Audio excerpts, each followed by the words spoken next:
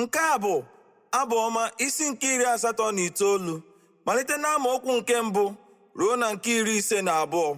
Isiokwu: ikwesị ntụkwasị obi nke Chineke.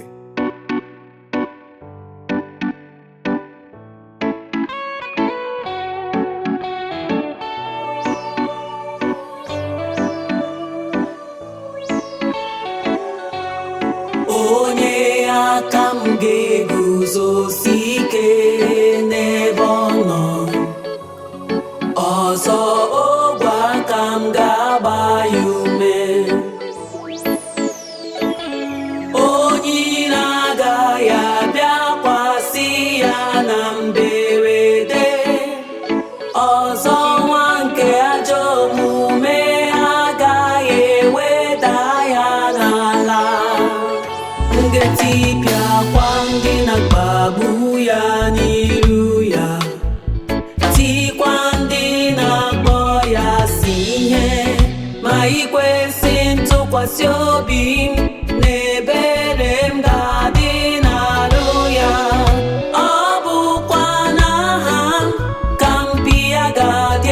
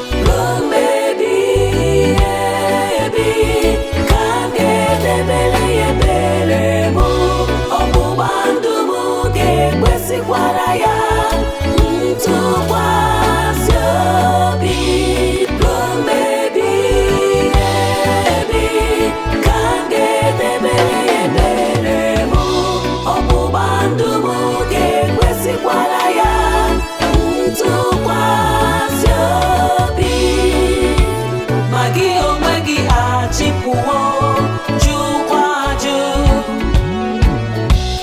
Iwesabigawo onye gị etere mmanụ iwe oke. Ịsawa ọgbụgba ndụ nke oru gị oyi. Imewo ka okpueze ya ghara ịdị nsọ ọbụnarụ ala. Itiwawo ogige ya niile. Imewo ka ebe ya niile wusiri ike bụrụ ihe dapịara adapịa. Ndị niile nke na-agabiga n'ụzọ apụnarawo ihe. Ọ hụrụ ndị agbata obi ya ịtụta. Imewo ka aka nri nke ndị na-akpagbu ya dị elu. Imewo ka ndị iro ya niile ṅụrịa. Ọzọ, ị na-eme ka ọnụ mma agha ya laghachi azụ. Ị meghịkwa ka o guzosi ike n'agha. Imewo ka omume ọcha ya kwụsị. Ịtụdawokwa ocheeze ya ruo ala. Ibilatawo ụbọchị niile ọ bụ okorobịa. Iwerewo ihe na-ekpuchie ya n'arụ. Jehova, ruo ole mgbe ka ị ga-ezobe onwe gị ebighị ebi?